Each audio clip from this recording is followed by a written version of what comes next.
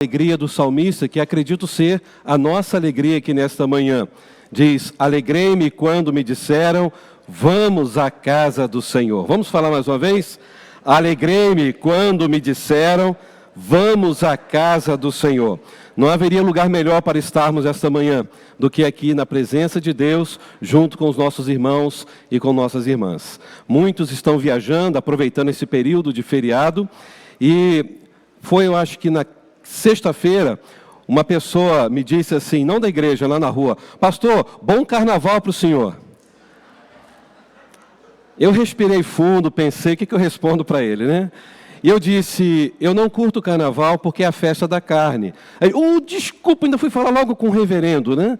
E eu disse: mas nesse período do carnaval, eu estarei adorando ao Senhor. E você é bem-vindo a estar conosco adorando ao Senhor, porque a igreja vai estar aberta. Sério, sério. E ele se comprometeu a estar aqui. Não sei se ele está aqui agora, né? Estou falando de você, né? Se você estiver, você depois fala comigo, né?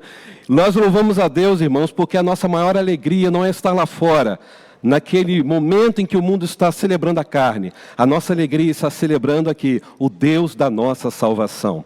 E isso nos alegra demais. Nos alegra em ver pessoas que se converteram recentemente, como a irmã Márcia, né? Cadê a irmã Márcia? Ela estava ali, está lá atrás, né? A irmã Márcia passou por uma cirurgia recentemente, bem delicada, graças ao bom Deus, que é o médico dos médicos, né? Tudo deu certo, ela está aqui. Fica em pé, irmã Márcia. Às vezes a igreja não conhece, ela se decidiu há pouco tempo aqui na igreja, né? E nós louvamos a Deus por isso, pela cirurgia que foi bem sucedida. Que Deus abençoe a sua vida. Muito em breve vai estar se batizando aqui, em nome de Jesus. Amém?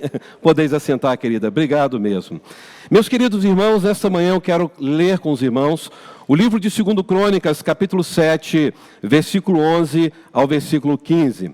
Também quero registrar a presença de minha ex, e ainda continua sendo ovelha lá de Ouro Branco, né?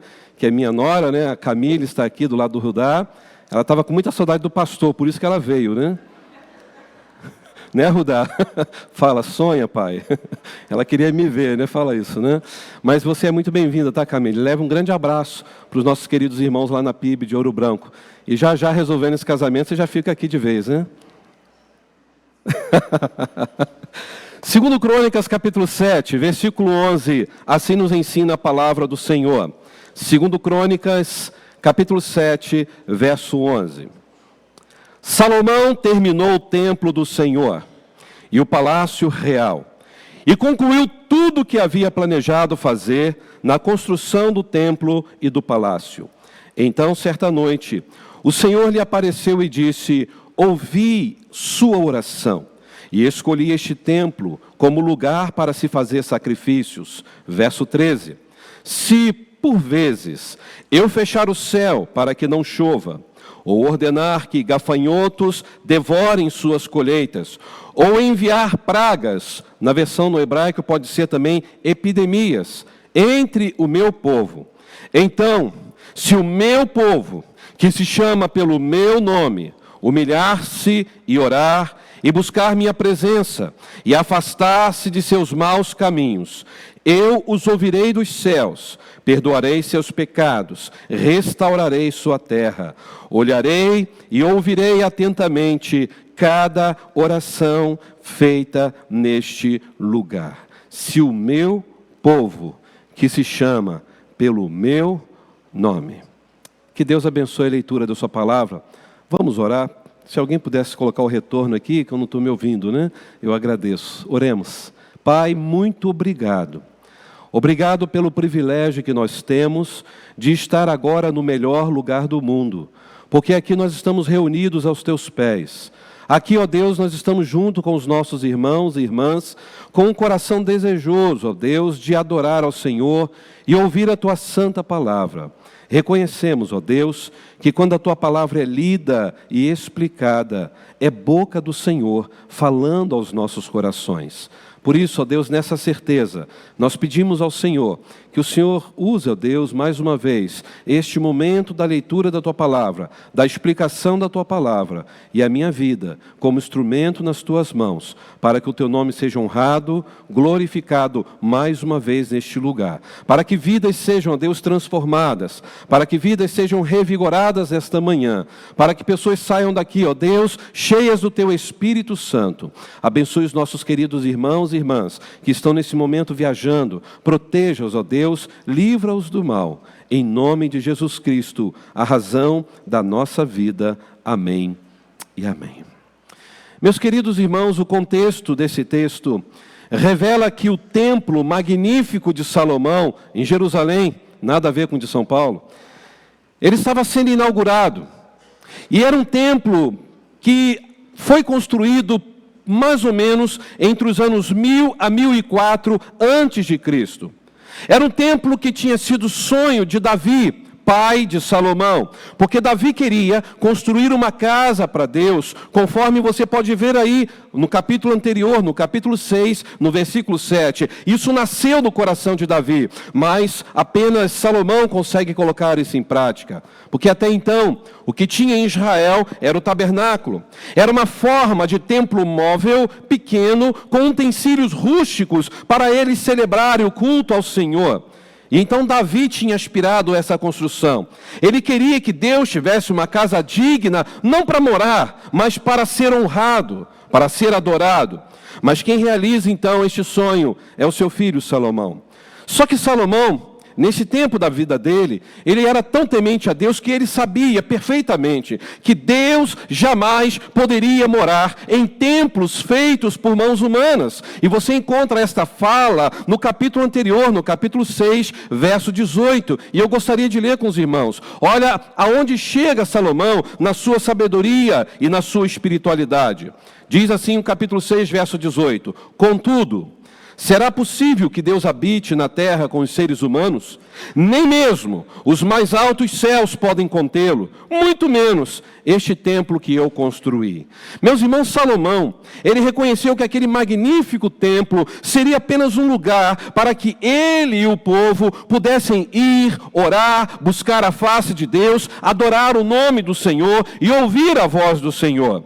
E o que é interessante observar, que quando Salomão concluiu esta obra, o texto vai dizer no capítulo 7 de 2 Crônicas, verso 1, que desceu fogo do céu e consumiu o holocausto que estava ali, ou seja, Deus estava aprovando a construção daquele templo. E diz o texto que a glória do Senhor encheu toda aquela casa. E foi nessa conjuntura que Deus apareceu a Salomão e começou a falar com Salomão.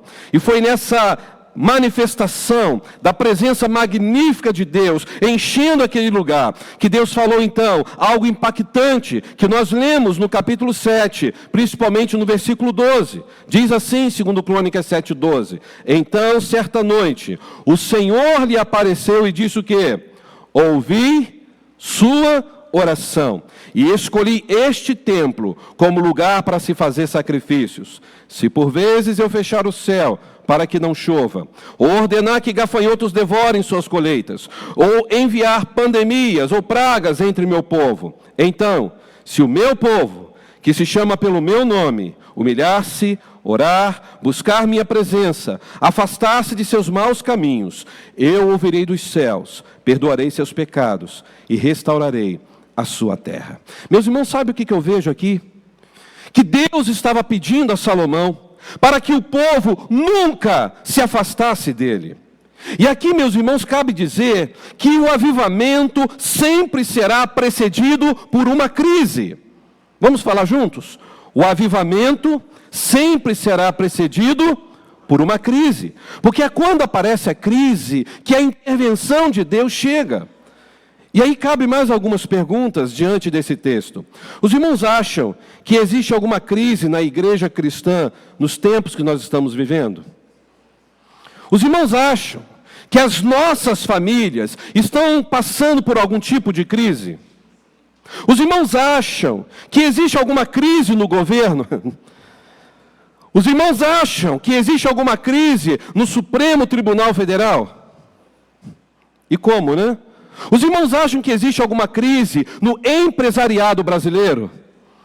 Quantos? Aqui mesmo na rua, no dia do evangelismo, nós conversamos, né, irmão Carlos, com um empresário que está aqui há 30 anos, que está desesperado para praticamente estar fechando as lojas, porque a situação está difícil. uma crise. Os irmãos acham que existe alguma crise no meio das nações? O que aconteceu com Zelensky, né? O Donald Trump, nós estamos acompanhando as notícias. A nação do Brasil está olhando tudo o que está acontecendo lá fora. Mas eu vejo todas as nações em pé, levantando com os olhos temerosos para uma terceira guerra mundial. O mundo não está em paz. Há uma crise. Existem muitas crises em nossos tempos. E na verdade, meus irmãos, a crise está instalada há muitos milênios em nosso planeta. Desde quando Adão e Eva pecaram e desobedeceram aquilo que Deus mandou eles fazerem, a crise se instalou no planeta Terra. E eu entendo, meus irmãos, como crente em Jesus, que a crise não é para nos levar ao desânimo, não. A crise não é para nos levar ao pessimismo, não. A crise não é para nos levar a tomar decisões drásticas em nossos relacionamentos, não.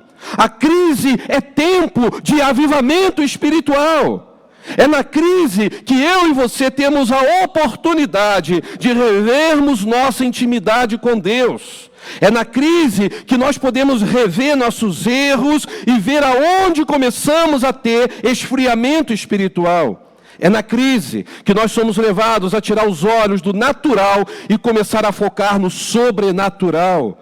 É na crise, meus irmãos, que precisamos desejar viver esse tempo de mudança e de um verdadeiro avivamento. Portanto, a pergunta que nós temos que responder à luz desse texto é: como podemos lidar com a crise e receber o verdadeiro avivamento que nós estamos precisando? Como ter um verdadeiro e genuíno avivamento nesse tempo de crise? Algumas lições rápidas para o nosso coração à luz desse texto. A primeira delas, eu entendo que Deus está nos respondendo aqui nesse texto, como Ele respondeu para Salomão, que se queremos ter um verdadeiro avivamento em tempos de crise, nós precisaremos olhar mais para a nossa verdadeira identidade. Precisamos olhar mais para a nossa verdadeira identidade. Por que nossa verdadeira identidade? Você tem a sua identidade, o seu RG, que você precisa usar para fazer compras, para fazer negócios, não é isso? Para viajar para um outro país, você precisa do número do seu RG. Mas a nossa verdadeira identidade não é essa, registrada aqui no cartório desse país. A nossa verdadeira identidade é aquela que foi registrada pelo sangue de Jesus Cristo e está nos céus para sempre. Eu e você temos uma identidade, e essa identidade é: salvos por Jesus Cristo, nós somos cristãos. Aleluia! Essa é a nossa identidade. Vejam comigo o versículo 14. Diz logo no início, na parte A desse verso: então, se o meu povo, vamos falar juntos? Então, se o meu povo. E queridos, Deus está dizendo para Salomão que o povo era de quem? Era dele, era seu. Então pense comigo, se era dele, Deus tinha todo o direito de exigir postura digna deles. Sabe o que Deus estava dizendo para Salomão? Que o povo precisava olhar mais para quem eles eram, para a sua identidade espiritual. Deus estava dizendo: Salomão, eu quero que você entenda, e o povo também, que vocês não são qualquer povo. Vocês são o meu povo, povo de Deus. E meus irmãos, nós que aqui estamos esta manhã, podemos dizer isso também. Nós somos povo de Deus. Nós somos propriedade exclusiva de Deus para sempre. É por isso, meus irmãos, que precisamos parar com a nossa correria diária e ressignificarmos a nossa identidade espiritual com urgência. Eu e você não somos apenas aquela pessoa que está trabalhando diariamente, lutando pela limpeza do CPF ou do RG, quando as pessoas têm o nome sujo, ou porque por algum motivo aconteceu algum imprevisto. Nós não estamos nessa terra para construir impérios. Nós estamos nessa terra para mostrar para o mundo que a nossa identidade está em Jesus Cristo para sempre. Salomão entendeu que quanto Deus amava aquele povo, mais Deus chamava a atenção daquele povo. Não é porque Deus era ruim, é porque Deus sempre corrige aquele a que Ele ama. Então, se você está sendo corrigido por Deus, louve ao Senhor, é porque Ele te ama demais e Ele não quer te ver seguindo caminhos contrários do dele. E esse amor, o amor de Deus, existe antes da fundação do mundo. Meus irmãos, esse amor veio para que eu e você pudéssemos entender que nós somos povo exclusivo de Deus. Nós não somos povo para ficar brigando por causa de política. Nós não somos povo para ficar brigando por causa de time de futebol. Nós não somos povo para ficar brigando por causa de patrimônio. Nós somos um povo que estamos aqui lutando nesta batalha espiritual com os olhos em Jesus, o nosso general, entendendo que somos um povo mais do que vencedor. Temos uma identidade, fazemos parte de um grande exército e o general é Jesus Cristo. E nós hoje fazemos parte desse povo, porque o sangue de Cristo foi derramado na cruz em nosso lugar. É esse amor de Deus que fez com que cada um de nós hoje pudéssemos ter essa certeza. Fomos justificados, regenerados, transformados para fazer parte desse corpo espiritual chamado Igreja de Jesus Cristo. Meus irmãos, nós somos um povo que Deus selou para sempre com seu Espírito Santo. Logo, eu e você fomos selados e este selo jamais sairá das nossas vidas. Louvado seja o nome do Senhor. Temos nossa identidade. E se eu e você temos essa identidade, nós sabemos quem somos e para onde nós iremos, porque o nosso destino é o céu.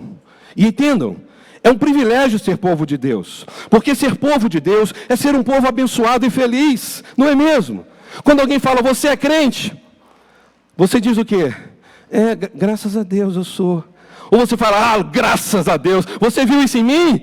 Que privilégio você reparar em mim, que o Senhor habita em meu coração. Parece que as pessoas querem ser agente secreto de Jesus. Você é crente? Eu vou na igreja de vez em quando, né? Tenho orgulho, tenho alegria de dizer, louvado seja o Senhor, eu sou, e você também pode ser. Entregue sua vida a Jesus. Se você acha que não tem oportunidade de falar de Jesus, é o tempo todo. Jesus está nos dando um campo para que a gente possa trabalhar, evangelizar e testemunhar. Meus irmãos, isso é maravilhoso. Mas agora vem uma questão. Ser esse povo de Deus gera em nós responsabilidades. Sabe por quê? Porque o mundo está vendo a nossa carteira de identidade cristã. A sociedade está olhando para nós. É por isso, irmãos, que nós não podemos conclamar o mundo ao arrependimento, enquanto o mundo não vê em nós também arrependimento, uma vida no altar de Deus. Nós não podemos proclamar a esperança para este mundo, se o mundo nos vê desesperançados quando nós passamos por alguma crise. Tem sentido isso? Você falar que Jesus é a esperança, que Jesus vai te ajudar na hora da crise, e quando você enfrenta a crise, você também fica desesperançado. Como que o mundo vai entender a nossa fé assim? Nós não podemos proclamar perdão para o mundo, se o mundo não tem visto perdão em nossas vidas. Isso são grandes responsabilidades. Eu entendo, queridos, mediante a palavra de Deus, que quem é de Deus ouve as palavras de Deus, João 8,47. Quem é de Deus sabe amar, sabe perdoar, conforme 1 João 4, 7 e 8. Quem é de Deus não tem prazer em ficar falando mal de alguém pelas costas, conforme Tiago capítulo 4. Quem é de Deus tem o prazer de estar em comunhão junto com o povo de Deus. Salmo 133 diz, quão bom, quão maravilhoso é que os irmãos vivam em união. É como disse o salmista no Salmo 84, uma coisa peço ao Senhor, eu quero estar aqui nos teus atos sempre, prefiro estar um dia na casa de Deus do que 1000 em outro lugar. É o prazer de estar na casa do Senhor. Quem é de Deus ama estudar a santa palavra. Como pode a pessoa dizer que é de Jesus, que ama Jesus, mas quando vai estudar a Bíblia, a pessoa não tem ânimo. Ela tem ânimo por TikTok, ela tem ânimo por Facebook, ela tem ânimo por WhatsApp, ela tem ânimo para viajar nas páginas da internet, no YouTube, mas ela não tem prazer na lei do Senhor, e muito menos nela medita dia e noite. Como pode dizer que você tem uma identidade cristã? A palavra de Deus não está ardendo no teu coração. Quem é de Deus tem uma identidade inabalável diante deste mundo abalado, diante deste mundo cheio de crise. Quem é de Deus pode dizer, como disse o salmista, no Salmo 125:1, os que confiam no Senhor são como os montes de Sião, que não se abalam, mas permanece para sempre. Se você confia em Deus, você será inabalável. E as pessoas estão vendo o que em nós? Quem é de Deus, reflete como espelho a glória de Deus, por onde quer que andar. Olha que responsabilidades. Meus queridos, olha o que diz 2 Coríntios 3,18. Eu e você refletimos como espelho a glória do Senhor. Você consegue imaginar, ao chegar no trabalho, na escola, na rua, aonde você viver, as pessoas olharem para você e para mim e verem em nós o brilho da glória de Deus? É isso que acontece com quem é de Deus. Quem é de Deus exala o perfume de Cristo. E você encontra isso em 2 Coríntios 2,15. Você está mostrando para as pessoas que Cristo está impregnado na sua vida. Irmãos, isso é ter identidade cristã. A nossa identidade é gloriosa, irmãos. Só o fato de ter essa identidade, a gente já tem cura para a nossa alma. A gente já consegue superar as crises deste mundo. E nós podemos dizer verdadeiramente, eu faço parte de um povo abençoado por Deus nesta terra. Você se sente abençoado por fazer parte desse povo? Nós somos um povo especial. A Bíblia chama o povo de Deus como menina dos olhos de Deus. Você consegue crer nisso? Nós somos um povo com uma lida identidade. A nossa identidade é dizer, fui lavado, remido pelo sangue do Cordeiro, eu sou cristão. Tenho orgulho em dizer que eu sigo a Cristo. Mas o texto diz algo ainda muito forte. Porque Deus viu que o povo estaria tendo alguma falha como já estava tendo. Ele diz, então, se o meu povo, que se chama pelo meu nome. Meus irmãos, se Deus dependesse da minha vida, se Deus dependesse da sua vida, para o avivamento chegar, para a cura chegar, será que nós teríamos agora, nesta manhã, este avivamento e esta cura? Se todos os crentes do mundo fossem iguais a nós, será que as janelas do céu se abririam neste momento ou elas se fechariam? É por isso que Deus usou aqui uma condicional nessa frase, se o meu povo. E essa condicional revela que o povo de Deus pode não estar vivendo este si. E talvez não estejamos vivendo a identidade de Deus. Como que o avivamento vai chegar? Como que a cura chegará? Como vamos superar as crises se nós não temos tido o privilégio, o orgulho de mostrar para o mundo qual é a nossa identidade? Tenha certeza disso. Eu e você temos uma identidade. Ninguém pode tirar de nós a nossa salvação. Nós somos salvos para sempre e somos espelhos refletidores da glória do Senhor. Essa é a nossa identidade. Você tem certeza que a sua identidade é assim? E isso então nos leva para a segunda lição. Vejam comigo. Se queremos ter então um verdadeiro avivamento em cura nesse tempo de crise, nós vamos precisar diferenciar o ser do estar. Eu disse isso há um tempo atrás num estudo aqui na igreja. Temos que diferenciar o ser do estar. Leiam comigo o verso 14 de novo. Então, se o meu povo, que se chama pelo meu nome, se humilhar. Meus irmãos, há uma grande diferença entre ser humilde e estar humilde. Ser é algo permanente. Estar é algo temporário. Lembram? Vamos repetir? Ser é algo permanente. Estar é algo temporário. Tem muita gente que está humilde, mas não é humilde. É por isso que Tiago 4,6 diz que Deus rejeita os soberbos, mas Ele concede graça a quem? Aos humildes. Meus irmãos, quantas pessoas que no nosso meio, no povo de Deus, têm dura cerviz? Você conhece gente assim no nosso meio? São pessoas que não se dobram. São pessoas que não se rendem, são soberbas, têm a incapacidade de reconsiderar uma situação. E quando olham para o próximo, olham exatamente de cima para baixo, e não de baixo para cima. São pessoas de nariz empinado. Você conhece gente assim? Se acham até muito espirituais, melhores do que as outras, porque eu estou sempre perto de Deus, estou muito bem com Deus, vocês estão vivendo uma vida de pecado. Alguém que se sente superior. E assim a pessoa começa a se encastelar na vaidade. Ela então fica naquela armadura da insensibilidade. E ela passa a vida inteira como crente em Jesus, sem saber se relacionar. Você conhece gente assim? Passa anos na igreja de Cristo, mas ela não sabe se relacionar. Ela não sabe conversar, ela não sabe o que é um abraço, ela não sabe o que é pedir perdão por um erro que ela cometeu, porque na visão dela só erra a outra pessoa, menos ela mesma. Uma pessoa assim não é humilde. Meus irmãos, o avivamento e a cura só existe para quem chora pelos seus erros, para quem chora pelos seus pecados. É por isso que Jesus abriu as bem-aventuranças dizendo sobre a humildade. Ou seja, nada acontece na vida cristã se não começarmos com rendição. Se não reconhecermos a nossa arrogância, se não dissermos para Deus, como disse Isaías, ai de mim, Deus, eu estou perdido diante das minhas prepotências, diante dos meus lábios impuros. Meus irmãos, não haverá genuíno avivamento e por certo não haverá cura para as pessoas que não conseguem quebrantar o coração diante de Deus. Nós precisamos parar de estar humildes, porque o estar humilde só acontece quando interessa a pessoa. Nós temos que ser humilde, entender que Deus, Ele não resiste a um coração contrito, mas Deus resiste a um coração soberbo, arrogante. E é aqui que nós entendemos a ligação das palavras de Deus, porque Deus vai citar logo a seguir da palavra humildade, a palavra oração. Veja se está aí na sua Bíblia. Se o meu povo se humilhar e orar. Meus irmãos, a pessoa que é humilde, ela consegue ter uma vida de oração. E a Bíblia nos ensina que nunca houve cura sem oração. Nunca houve restauração sem oração. Nunca houve milagres sem oração. Meus irmãos, só há vitória na vida espiritual com a vida de oração.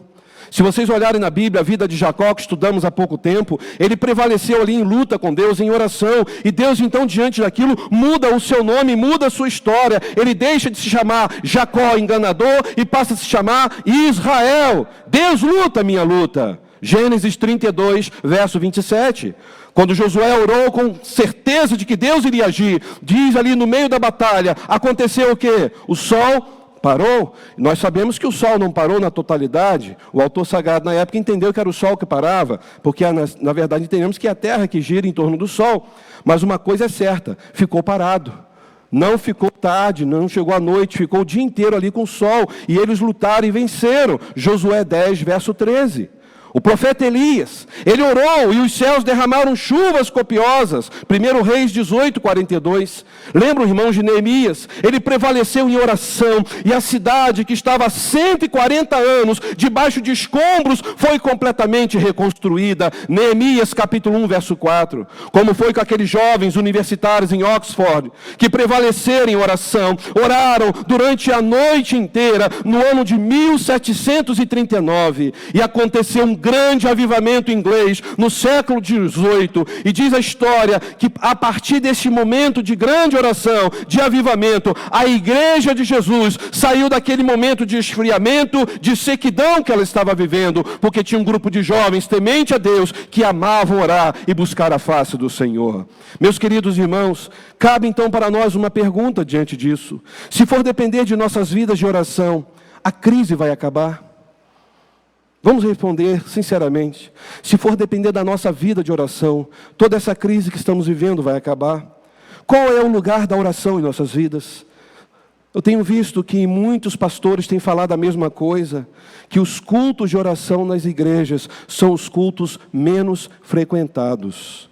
As reuniões de oração são as reuniões menos frequentadas. E às vezes se frequenta mais quando tem algum lanche depois da oração.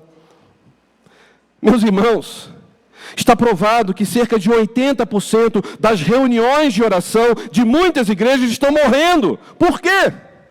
Porque, irmãos, se nós entendemos que a oração é a chave da nossa vitória, que sem oração não há poder espiritual, sem oração as janelas do céu vão continuar fechadas, sem oração o caminho continuará bloqueado, por que então não temos tido uma vida de oração? Porque não estamos orando quando orávamos antes, com fervor, com temor, com busca intensa por Deus? Por quê? Porque na verdade, irmãos, o povo de Deus tem tido tempo para tantas coisas, menos para orar. Vamos ser sinceros. O povo de Deus tem tido tempo para churrasco. Tem ou não tem? Tem. O povo, ainda mais se é 0800. O povo de Deus tem tido tempo para ir a aniversários. O povo de Deus tem tido tempo para viajar, e graças a Deus estão podendo viajar. O povo de Deus tem tido tempo para fazer negócios. O povo de Deus tem tido tempo para ganhar dinheiro, gastar dinheiro. Mas o povo de Deus não tem tido tempo para orar a Deus. Por quê? Será que foi por isso que Deus permitiu a pandemia chegar no nosso país? Eu disse permitiu, não disse enviou. Será porque que Deus Ele não está vendo que o seu povo está humilde ao invés de ser humilde, porque a humildade precede a oração. Quando você tem uma vida de humildade, você será alguém que vai orar de todo o coração. Será que a nossa busca por Deus tem sido algo apenas de domingo? Se for, meus irmãos, isso revela que Deus não tem sido prioridade em nosso viver. Isso só revela que nós não estamos tendo fome e sede de Deus. É por isso que Deus estava dizendo para Salomão aqui: se o meu povo, que se chama pelo meu nome, se humilhar, orar. E logo depois ele fala o quê? E me buscar, ou seja, buscar a minha face. Sabe o que eu vejo agora Deus falando aqui? Essa para mim é a consequência lógica. Porque o resultado de uma vida de humildade e oração é o quê? Busca intensa por Deus. Buscar a Deus, irmãos, aqui não é para pedir, mas é para desejar Deus. Você já parou para pensar e ver quanto nós erramos num culto de oração? A gente vai para o culto de oração já com uma lista de pedidos, não é assim? Eu vim aqui pedir por isso, deixa eu ver se eu esqueci de mais alguma coisa, né? Mas você não vai para uma reunião de oração para falar com Deus e falar: Deus, eu vim aqui para dizer o quanto eu desejo estar contigo, o quanto eu desejo ter intimidade contigo, o quanto eu tenho fome e sede do Senhor, para depois pedir. Irmãos, buscar a Deus é desejar Deus. Todos os crentes, se buscassem a Deus, pode ter certeza, o avivamento já estaria acontecendo em nosso meio. Desejar a presença de Deus, não os benefícios de Deus. É por isso, meus irmãos, que esse ciclo se fecha e Deus está falando aqui, porque depois de se humilhar, orar, buscar a presença de Deus, a pessoa vai sentir o que no coração? Eu me humilhei, eu orei, eu busquei a Deus, eu tive fome e sede de Deus. E o que vai acontecer logo depois nessa oração? Se converter dos seus maus caminhos. Sabe por quê? Porque quando você tem uma vida de humildade, de oração, de busca intensa por Deus, você não vai ter prazer em viver no caminho deste mundo. Você não vai ter prazer na festa da carne. Como pode um cristão desejar ir lá, ver pessoas seminuas, invocando entidades malignas, como nós estamos recebendo vários vídeos ali? Como pode? Aquilo ali, irmãos, é uma festa da carne, idêntica à mesma festa de Deuteronômio capítulo 32. Eu acho que é Êxodo capítulo 32, quando o povo de Deus estava ali se prostituindo, enquanto Moisés estava lá recebendo as tábuas dos 10 mandamentos. Vocês lembram disso? O povo estava num verdadeiro carnaval. Arão fez um bezerro de ouro. E o que o povo disse? Vamos fazer uma festa ao Senhor. Que festa ao Senhor? Quando você lê todo o texto, você vê que o povo estava sem roupa. Havia ali uma pornografia. Havia ali um momento de imoralidade sexual diante daquele bezerro de ouro. E quando Moisés chega, o que ele viu ali?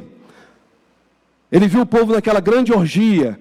A raiva que ele teve foi tão grande, que ao invés de pegar aquelas tábuas dos 10 mandamentos, que era mais ou menos desse tamanho assim, ele poderia ter colocado no cantinho ali, e começar a gritar com o povo, sei lá, jogado pedra. Ele pega aquelas tábuas e faz o que com ela?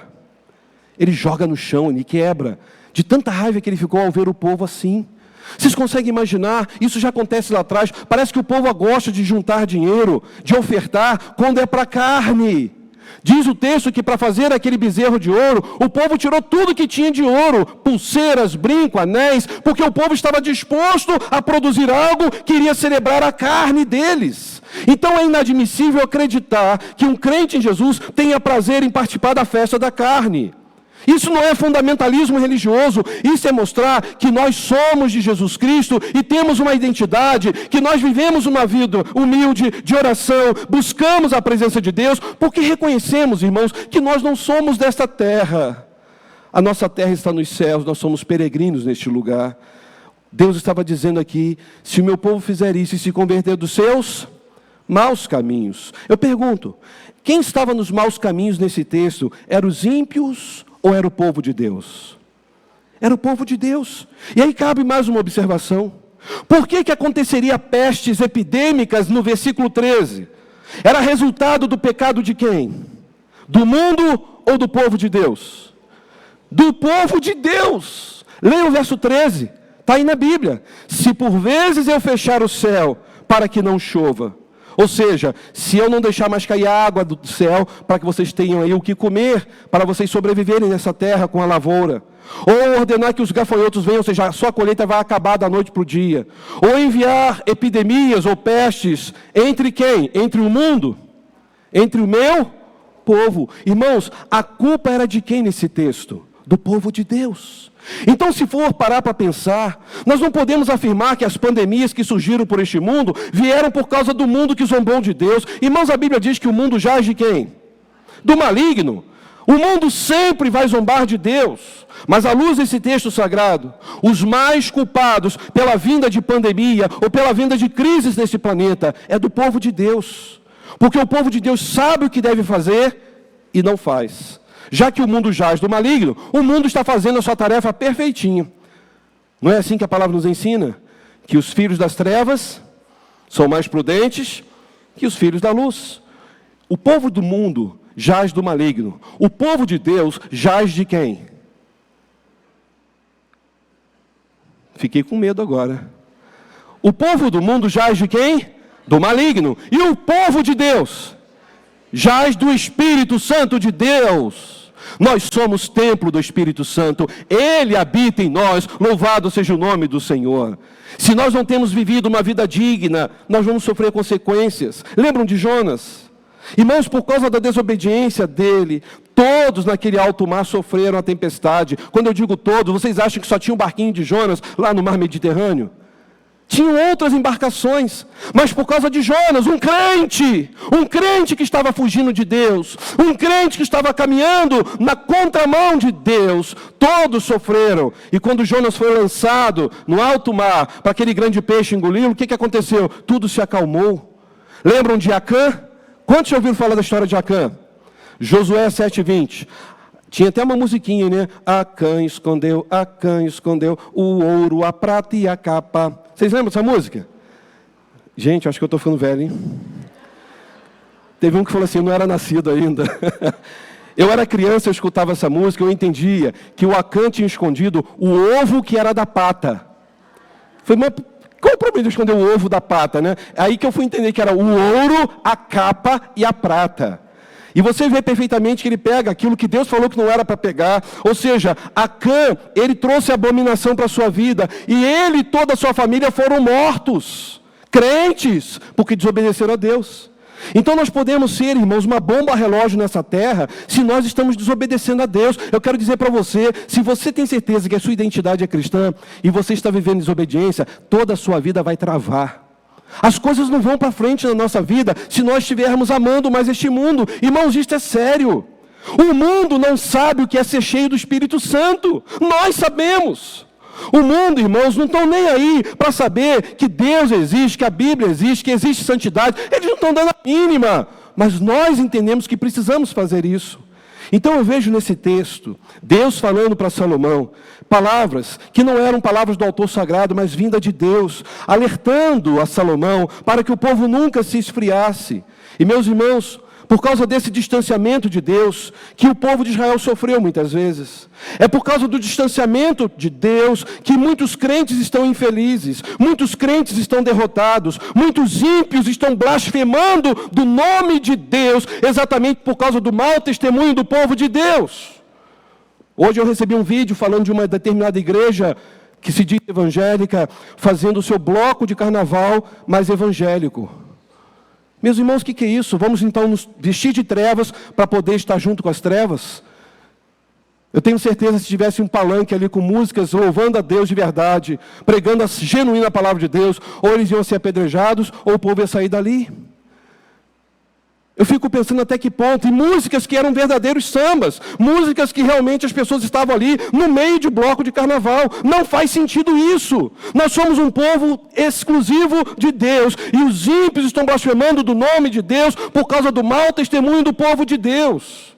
E muitas vezes a obra de Deus emperra por causa do pecado do povo de Deus. A igreja sofre, a igreja paralisa, a vida não anda, a família emperra, a empresa da pessoa trava, a faculdade trava, ou seja, tudo trava na vida do cristão. E Deus estava dizendo para Salomão, Salomão, eu tenho prazer em abençoar meu povo. Mas Salomão, diga para o povo, vocês precisam se converter dos seus maus caminhos. Não era ter só sentimentos de mudança, era ter ações completas de mudança. É ser e não estar. Eu sou crente em Jesus Cristo. Eu não estou crente em Jesus Cristo. Porque não adianta você estar num culto aqui agora, chorar, se emocionar, dizer para Deus que reconhece o seu pecado, se amanhã você voltar a fazer tudo de errado de novo. Não adiantou nada. É aqui que nós temos que entender o que é converter dos seus maus caminhos. É você estar caminhando para um lado e exatamente quando você reconhece, você volta do lado oposto. E é uma volta rápida, imediata. É não insistir em andar naquela direção. Isso é se converter. É fazer uma conversão rápida para outra pista e voltar. Ou seja, então, se você mentia, não minta mais. Se você falava palavrão, não fale mais, porque você é a boca de Deus. Se você fizer negócios desonestos, pare de fazer. Se você cometer pecados imorais, não faça mais. Se você estiver assistindo aquilo que não deveria assistir, não assista mais. Se você está escutando aquilo que não deveria escutar, não escute mais. Se você falava mal de alguém, pare de falar mal dessa pessoa. Ou seja, tem que se despojar de tudo isso como uma roupa suja e se revestir de Cristo, de uma roupa limpa. Isso é mudança de vida.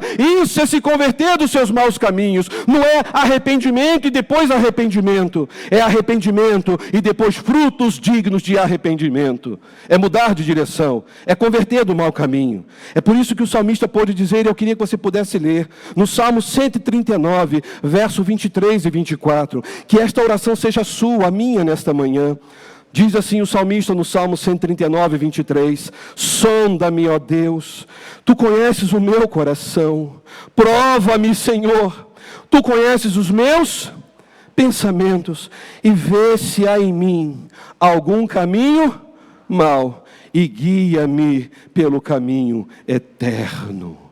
Meus irmãos, é incrível que o salmista disse para Deus, para ver se ele estava em algum momento no caminho mau. E tem horas que nós poderemos estar no caminho mau e a gente não sabe.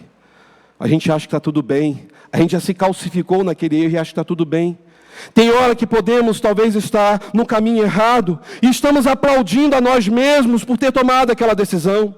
Tem hora que poderemos estar no mau caminho e achar que está tudo bem. Quem não peca, por que eu também não posso? E acha que está tudo bem, ela não se sentiu incomodado com o pecado. Tem hora que podemos estar como a igreja de Laodiceia em Apocalipse, que dizia que estava rica, abastada, não precisava de nada. E aí Jesus disse para ela, vocês estão cego, pobre e nu diante de Deus. Apocalipse 3, verso 17. Tem hora que podemos estar no mau caminho, um caminho de morte, como estava a igreja de Sardes. Diziam que estavam vivos, mas estavam mortos diante de Deus. Apocalipse 3, versículo 1 fala sobre isso. É por isso, irmãos, que precisamos pedir a Deus para ver se há em nós algum caminho mau. E dizer, Deus, agora eu entendo porque as coisas estão travadas na minha vida. Eu quero mudar, Senhor. Eu preciso me converter desta rota que eu estava seguindo. Eu vou parar a partir de hoje de estar. Eu quero ser servo do Senhor. Não estar servo, eu quero ser. Eu não quero estar humilde, eu quero ser humilde. Eu quero viver segundo o teu coração, para agradar ao Senhor. Sabe por quê? Porque aqui vem a última lição. Quando você deseja obedecer a Deus, quando você deseja então viver segundo o coração de Deus, quando eu e você desejamos então afastar dos maus caminhos, Deus vai nos dar um verdadeiro avivamento em tempo de crise. E Deus nos ensina a crer que as promessas que Ele tem sobre nossas vidas vai mudar o rumo da nossa história para sempre. Você crê que Deus tem promessas para a sua vida nesta manhã? Que as promessas de Deus são coisas incríveis, maravilhosas? Que aquilo que Deus há de fazer por você agora, neste momento, não é amanhã não, não é daqui a um mês não. Hoje Deus tem poder para reverter a sua tragédia em bênçãos agora. Ele é Senhor. Ele pode fazer com que você experimente na sua história algo novo. E Ele está aqui pronto a derramar sobre a sua vida. Diz o versículo 14, então, no final do verso 14, eu ouvirei dos céus, perdoarei seus pecados e sararei a sua terra. Irmãos, Deus disse aqui, que se o povo fizesse tudo isso, Ele iria ouvir dos céus. E às vezes Deus não ouve nossas orações, não porque Ele não tem poder para ouvir, Ele ouve. O problema é que nós estamos entupindo esse canal das bênçãos de Deus com os nossos erros. As bênçãos estão prontas a ser derramadas sobre nós, porque muitas vezes nossos corações estão num pecado que não está sendo tratado, e você sabe, e Deus sabe, eu sei quais são os meus erros, e Deus fala para mim e para você, chegou a hora de dar um basta nesse pecado. Deus estava dizendo, agora, povo de Israel, eu vou ouvir vocês, Mas vocês estão entupindo esse canal das bênçãos, porque eu quero é que vocês experimentem cura. Eu quero que vocês experimentem as minhas bênçãos sobre a vida de vocês, suas famílias e sobre toda esta terra. Meus irmãos, as pragas, as epidemias só estavam existindo porque o pecado estava dominando o coração do povo de Deus. E é incrível que a Bíblia sempre fala, quando o povo de Deus se voltava para Deus, havia cura, restauração, bênçãos sem medidas. Deus fazia o sobrenatural acontecer o tempo todo na vida do seu povo. Deus fazia do nada brotar o tudo, porque Ele via a sinceridade do coração do seu povo. É por isso, irmãos, que eu creio que agora, nesta hora, Deus está disposto a derramar cura sobre a sua vida, sobre a sua família, sobre as nossas vidas nesta manhã, porque eu creio que haverá cura para essa igreja, cura para a nossa nação, porque ainda existe aqui neste lugar um povo que tem buscado a Deus de todo o coração, um povo que está disposto a orar, a se humilhar, a se converter dos seus maus caminhos, porque aqui, neste momento, nesta manhã, Deus está presente entre nós, Ele está em nós, e Ele vai começar a fazer uma grande obra de transformação, que vai ser tremenda neste lugar, e todos saberão quem é o Deus da segunda igreja batista em Petrópolis. Saberão que é Deus de bênção, é um Deus de cura, é um Deus de milagre, é um Deus de salvação. É um Deus que quer que eu e você acertemos nossa vida com Ele, porque a promessa dEle sempre esteve de pé. Deus é um Deus de restauração. É por isso que nós temos que confiar e saber que o natural eu e você podemos agir, mas o nosso Deus age no sobrenatural. E se Ele se agradar do nosso clamor, se Ele ver que nosso coração está de fato arrependido, Ele vai cumprir o que está nesse texto. Eu vou ouvir dos céus, vou perdoar seus pecados e eu vou sarar a sua terra. A promessa de Deus é de perdão dos pecados. A promessa de Deus é experimentar o melhor dEle aqui neste lugar. Deus ainda quer que você experimente nesta cidade de Petrópolis o melhor dEle para a sua vida. Você crê nisso? Esta igreja foi onde Deus começou a obra na sua vida. É aqui que Ele quer que você experimente ainda uma grande obra de avivamento, de restauração, de transformação. Eu não sei como você entrou aqui nesta manhã, mas eu quero que você saia daqui com esta certeza: o Senhor nos visitou neste lugar, porque Deus não tem prazer em nos castigar, Ele tem prazer em nos abençoar. Feche os seus olhos.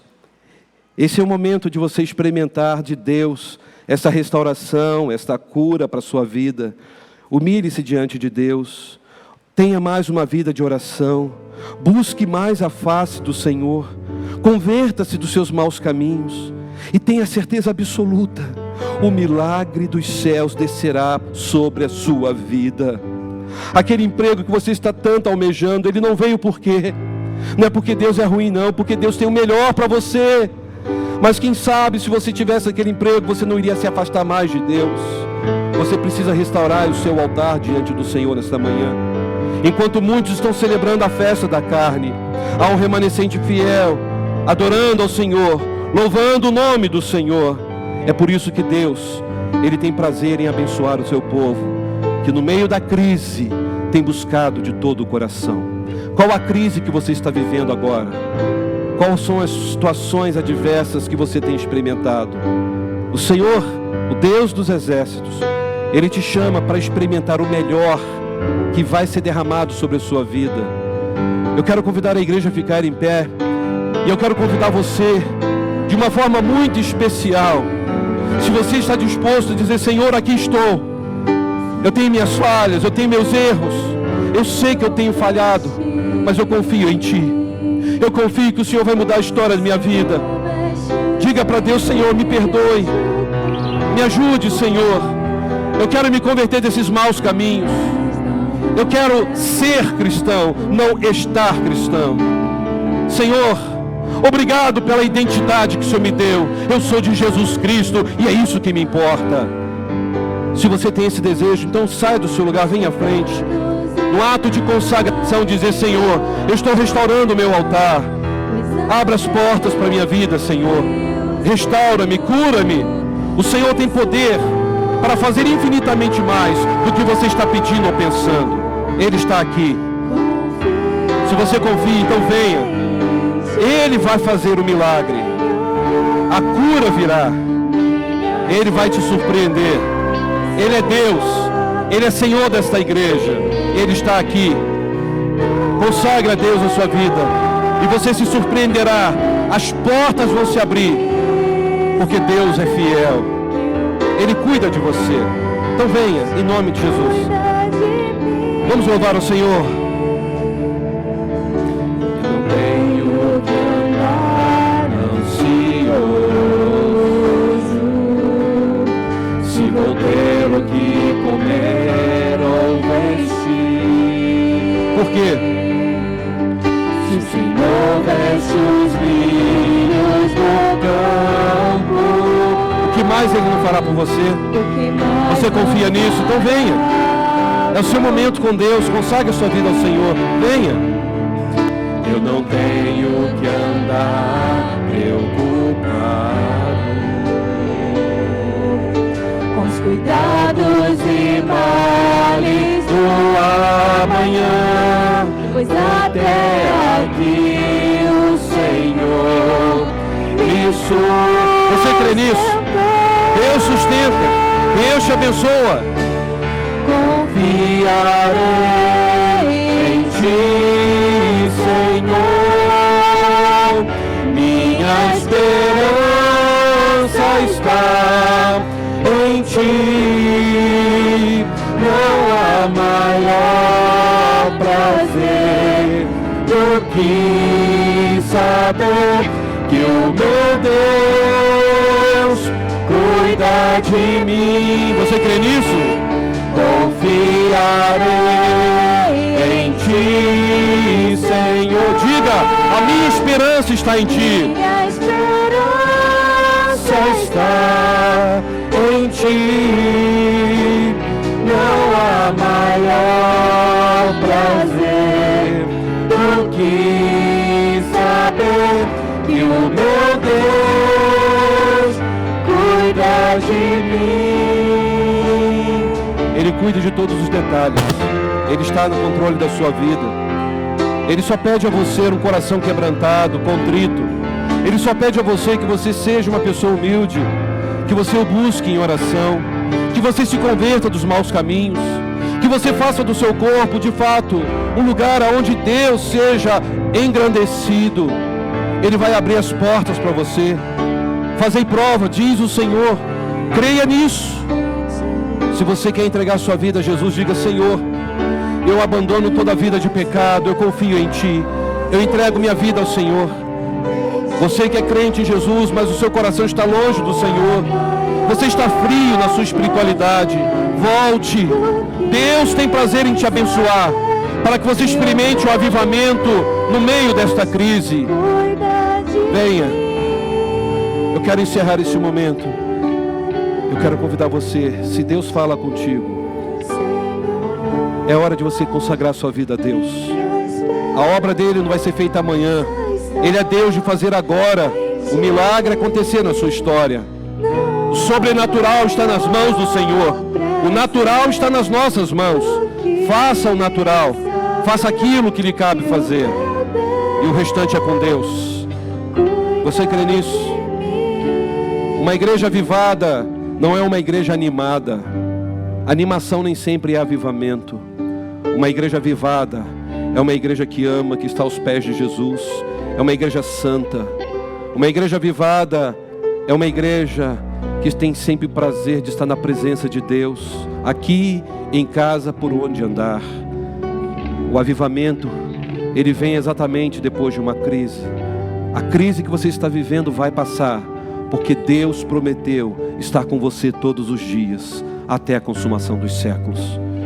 Eu quero fazer uma última pergunta. Você quer entregar sua vida nas mãos de Jesus? Dizer: Senhor, está tudo travado na minha vida, eu preciso de Ti, eu consagro minha vida a Ti agora. Eu me arrependo de todos os erros que eu tenho cometido, porque eu creio que Tu és um Deus de amor, um Deus de perdão. Eu creio que o Senhor vai ouvir a minha oração neste lugar. Então venha aqui à frente, não tenha vergonha. Eu quero orar por você, em nome de Jesus. Venha. Pai, como é bom saber que o Senhor está pronto a ouvir o nosso clamor. Neste tempo de crises, ó Deus, nesse tempo de violência, nesse tempo em que as nações estão nas pontas dos pés, quase caindo para uma terceira guerra mundial, nesse tempo, ó Deus, em que a paz é negociada com dinheiro, nesse tempo, ó Deus, em que a corrupção tem aumentado, nesse tempo, Senhor, em que os princípios bíblicos têm sido jogados por terra, ó Deus, um tempo em que as pessoas estão se esfriando, nós cremos que nessa crise o Senhor está levantando uma igreja fiel a Ti, que vai ser o luzeiro do Senhor aqui nesta localidade, porque a glória do Senhor enche este lugar, enche nossas vidas. Nós reconhecemos, Senhor, que o maior presente que nós tínhamos que receber temos do Senhor, a identidade que o Senhor nos deu pelo sangue de Jesus Cristo. Obrigado, Senhor, porque o Senhor está nos dando a oportunidade de viver uma vida humilde, sermos humilde e não estar humilde. Obrigado, Senhor, porque agora queremos dizer a Ti, em alto e bom som, que nós estamos aqui Te buscando de coração, que nós estamos nos humilhando, estamos convertendo os nossos maus caminhos, porque nós cremos que o Senhor é o Deus da nossa história, é o Deus que vai reverter toda a tragédia em bênçãos para sempre. Obrigado, Senhor, porque nada é irrecuperável para Ti. Obrigado, Senhor, porque as promessas do Senhor estão se cumprindo sobre aqueles que Te amam de todo o coração. Nada tem faltado, as portas estão se abrindo, as bênçãos do Senhor é nítida na vida daqueles que Te amam de todo o coração. Ó Deus, eu quero entregar a vida de cada pessoa que veio aqui à frente. O Senhor sabe das crises que cada um está vivendo, o Senhor sabe das angústias, ó Deus, o Senhor sabe daquilo que talvez esteja sufocando os seus corações. Derrame sobre eles, ó Pai, o bálsamo dos céus. Derrame sobre eles, ó Deus, a cura do Senhor, porque cremos que o Senhor é o Deus que pode mover todas as coisas, que para nós é impossível, para Ti jamais. Nós chamamos, ó Deus, porque é o Senhor quem perdoa os nossos pecados. Neste tempo em que as pessoas estão celebrando a festa da carne, nós queremos celebrar a festa do Espírito, porque queremos ser cheios do Teu Espírito Santo. Ó Deus, se há alguém aqui na igreja como Acã, Senhor, que o Senhor nesse momento quebra este coração, para que a pessoa entenda que o Senhor, ó Deus, a ama e quer fazer nova todas as coisas. Pai, que possamos sair daqui agora, Pai, mais ainda cheios do Teu Espírito Santo, para que o mundo veja em nós que o Senhor é o dono da nossa vida. Ó Senhor, leva-nos em paz para os nossos lares. Abençoe este domingo, o culto desta noite. Abençoe o Teu povo, ó Deus, espalhado por este mundo. E que o Senhor, ó Deus, com Teu grande amor, que a graça de Jesus Cristo, graça maravilhosa, e que a consolação do Teu Espírito esteja presente com aqui, todos aqui reunidos, e com a Tua igreja espalhada por este mundo, hoje e eternamente. Amém. Dê um abraço quem está do seu lado. Cante. Confiarei em Ti, Senhor. Pode sair do seu lugar, dê um abraço. Diga, confie no Senhor, Ele está contigo. Não tenha medo. Dê um abraço. Maior prazer do que saber que o meu Deus cuida de mim. Amém. Que Deus abençoe.